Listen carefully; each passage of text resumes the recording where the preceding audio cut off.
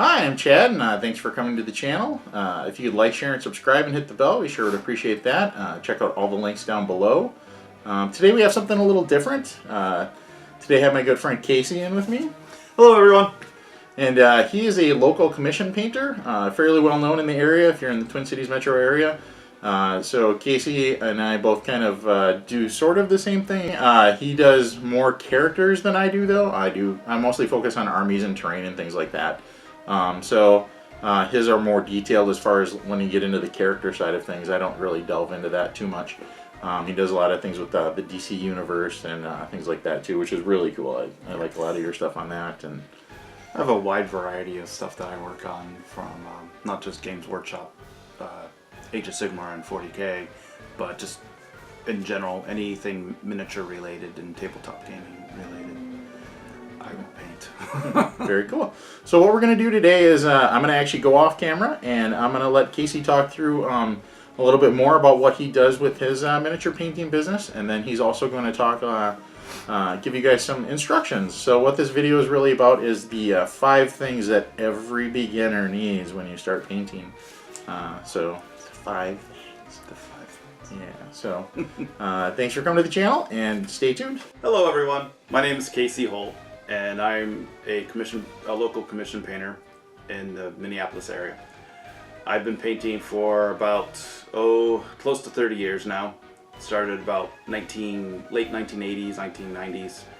Got into painting Dungeons and Dragons miniatures, and then my older brother introduced me into Warhammer Fantasy back in 1992. And from then I've been hooked ever since. I've enjoyed the hobby aspect of it more than the gaming, and I've kept at it, kept painting, showing people, getting advice, reading articles, things like that, all that bunch of stuff. And I've been lucky enough to turn it into a successful commission business.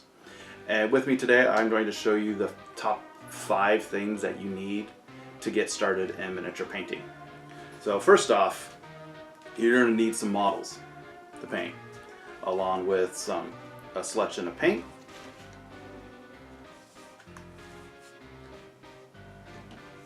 brushes to apply the paint, and a palette. That's the 4 things. The 5th thing is courage and practice and patience, just the drive to enjoy it. It's a hobby. It's not stressful. Don't feel like you need to have a fantastic looking miniature right out the gates. It takes time, takes practice, takes patience, and just to have fun with it. Enjoy it. With the miniatures, be sure to pick something that you enjoy, that looks really cool, that'll be fun to paint. Don't try to pick, when you're first starting out, you want something simple, maybe something with, if you want to work on skin, get something with a large amount of skin, like this odor here.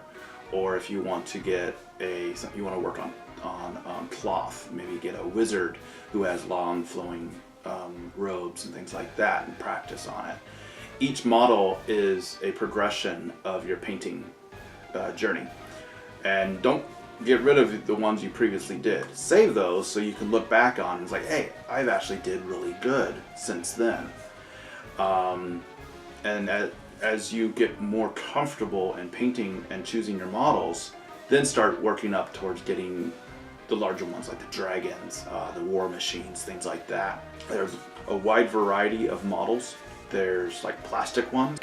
This is the Branch Witch from the Sylvaneth army of Warhammer Age of Sigmar. There's resin. There's also the pewter metal.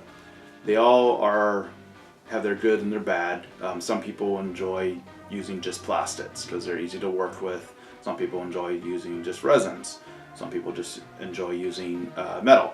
It's your own choice. I've used a wide variety. I've used some really good quality plastics and good quality resins and metals, and then some really bad qualities. You just work with it and you learn how to fix it and how to work around it.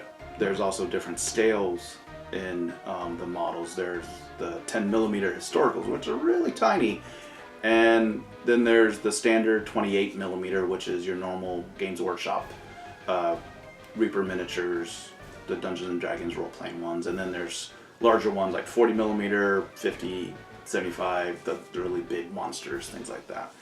And my take on that is choose what you enjoy, and the enjoyment, the painting process will be more enjoyable, and you'll enjoy it. If you pick out ones that don't look too great and you're not too crazy about, you're not wanting to paint them, you're not wanting to add your heart and soul into it. And now we'll go on to paint. So the next choice is picking out your paint. There's a wide variety of acrylic based paint lines on the market. Games Workshop has their Citadel paint line, and there's Vallejo. They have their wide variety of colors and paint lines. Reaper Miniatures does a paint line. There's so many. Formula P3 from Privateer Press, who does the War Machine and Hordes games. Those have some fantastic paint colors. There's also Pro Acrylic from Monument Hobbies, which is one of the newer ones that just came out. There's just so many choices to choose from. There's even craft paints that you can pick up at your local Walmart or hobby store. Those are really nice. They're lower in prices. I do not recommend using those to paint miniatures though, because of how the paint is made. It's not finely ground like your acrylic paints made for model painting. The craft paints are great if you're building and painting a lot of terrain to play on your tabletop, like your buildings and rocks and things like that. Those work really well because you can get like really big bottle for like dirt cheap and not have to worry about fine detail. There's also a lot of companies have washes and technical paints like washes, glazes. There's also inks, and what those are, they're very watered down pigment base to add a dimension of shading, or glazes where it adds more color, vibrancy color to your model.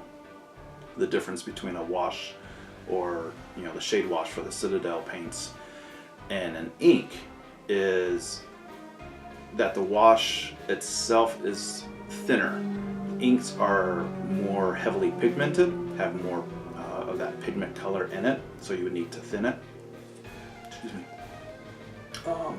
me. There are paint lines that make inks for the paint line, or you can get artist inks, and those are very heavily pigmented, so you need to thin them down with water, things like that. And what it does is you add the shade over your model, like I did on this ogre here, just to darken the area and to build into the shades and recesses and to add depth to it. This model, it was designed, 3D designed and 3D printed. It's printed in resin, and it's part of a set of 5 or 6 different odors for Dungeons and Dragons or role playing. Another thing that you will need is, of course, brushes, unless you want to paint with your fingers, which can be fun, but for these tiny little miniatures, it's a little bit hard. There's a wide variety of brushes on the line in the market. These I have here are Monument brushes, the Bon Wicks that I purchased from Creature Caster Monument Hobbies online. Games Workshop has its own line of brushes, which right now their current ones are very nice, very affordable. They have just different variety of the brush sizes. I'll give you a little quick breakdown of a brush. You have your handle. This metal part right here is called the ferrule. That holds the bristles, and this is the bristles and things like that. There's different kinds of brushes. There's the famous love of Kolinsky Sable. Winsor Newton is a brand that's very popular in the miniature community. Raphael is another one.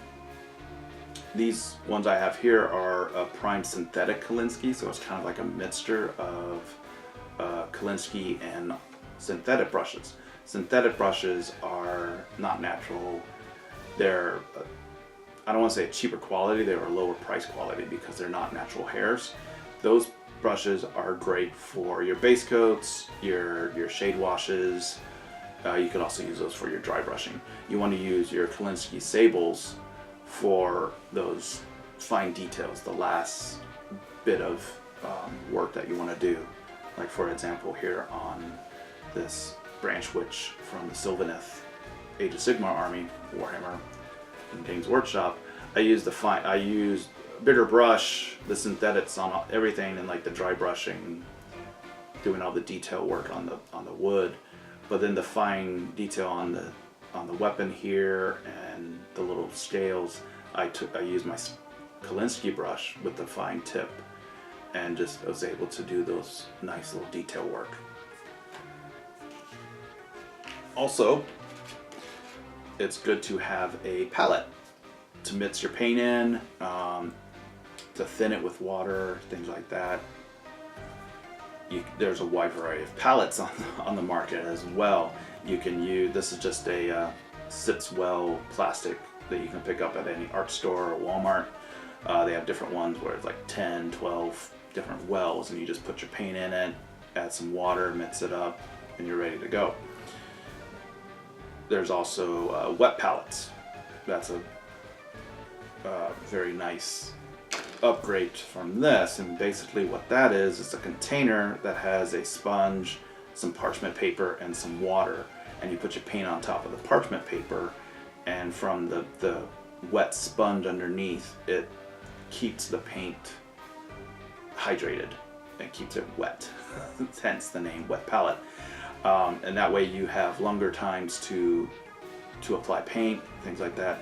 The water-based acrylic paints for miniature, they have a quick drying agent added to it, so you're not sitting there and waiting hours like you would with a typical artist oil paint. So having a wet palette, you have more time to work with your paint. There's other options that you can use for your palette.